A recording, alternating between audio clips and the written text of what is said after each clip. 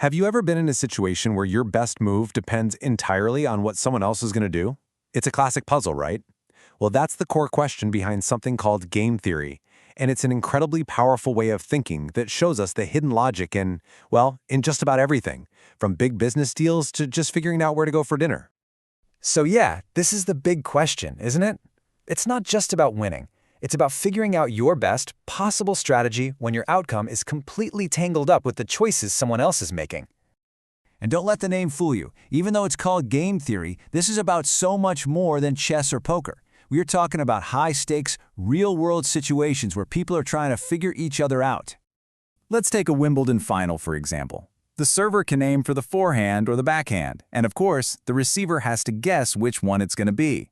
Now look at that top left box. If the server goes for the forehand and the receiver expects it, the server's got a 90% chance to win the point. Awesome, right? But what if the server aims for the forehand and the receiver was totally expecting a backhand serve?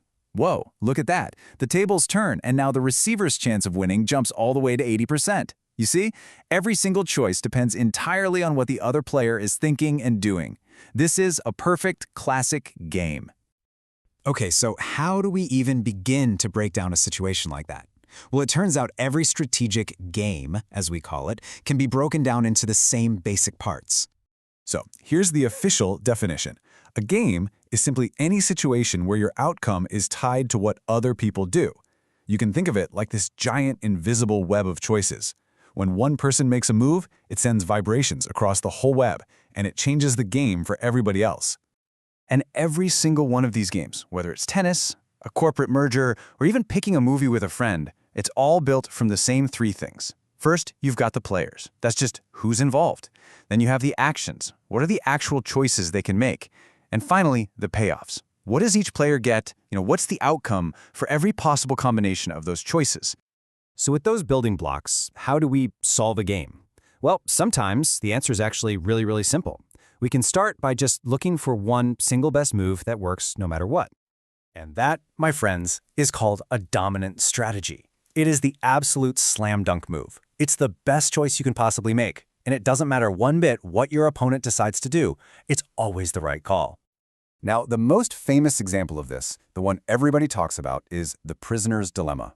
So, picture this. Two partners in crime get caught. The police put them in separate rooms so they can't talk.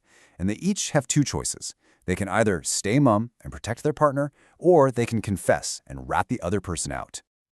Okay, here are the payoffs. And just remember, a higher number is a better outcome.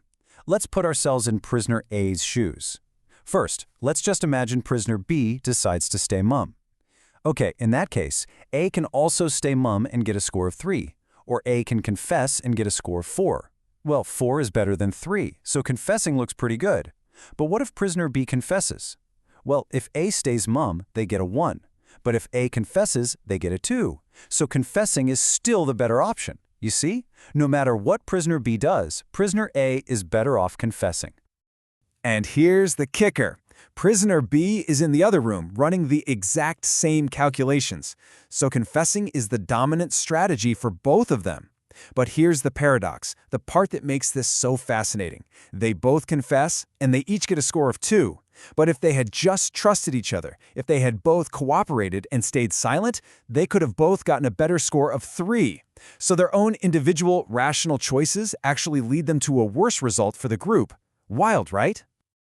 Okay, but let's be real. Most situations in life don't have such a clean, simple, dominant strategy. So for that, we need a more sophisticated tool to help us find a stable outcome.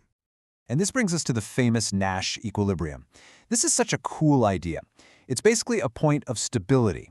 It's an outcome where, once everybody's made their choice, no single person wishes they had done something different. Given what everyone else did, you made the best possible move for yourself. It is, quite literally, a state of no regrets. This classic game, called Battle of the Sexes, shows this off perfectly. So, a couple wants to spend the evening together, but they kind of have different preferences. Check out that top left outcome. They both go to the opera. Now, let's ask the no regrets question.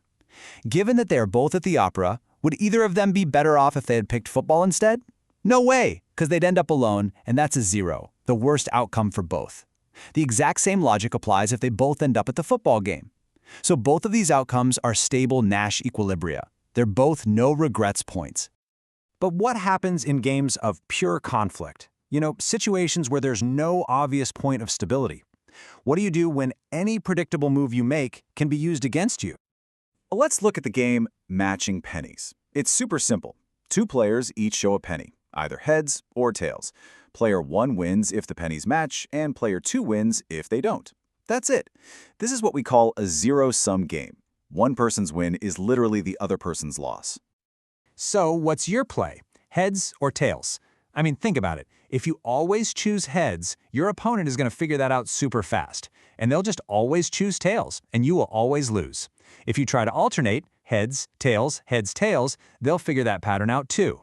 Any predictable pattern is a huge weakness. So what on earth is the solution when any pattern can be exploited? Well, it turns out you have to become truly, genuinely random. The best strategy is to not have a predictable strategy at all.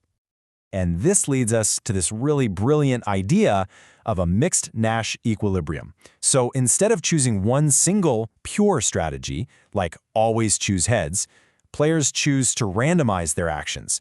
And the goal here is to mix up your choices so perfectly that your opponent becomes completely indifferent. They have no idea what you're going to do, so they can't possibly gain an edge. For Matching Pennies, the solution is just beautiful in its simplicity. The stable, unexploitable equilibrium is for both players to basically flip a mental coin. They should choose heads 50% of the time and tails 50% of the time, completely at random. Once they're both doing that, neither player can do any better by changing their strategy. It's a perfect balance. Okay, so we've covered dominant strategies, these no-regrets points called Nash equilibrium, and even the strategic power of being random. But what does it all add up to? Why is this stuff so important? Well, it comes down to this absolutely groundbreaking discovery by the mathematician John Nash. He proved that every game with a limited number of players and choices has at least one stable equilibrium point, as long as we allow for these random or mixed strategies. Now that is a profound idea.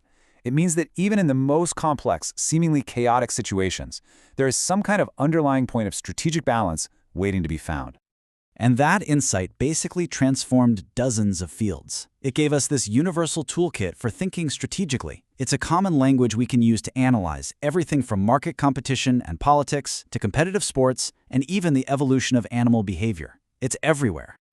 So, the next time you're in a negotiation, or you're playing a sport, or maybe even just trying to decide with your friends where to go for dinner, try to see the game. Think about the players, their actions, and the payoffs. It might just change how you see the world. So let me ask you, what's one game in your life that you see a little bit differently now?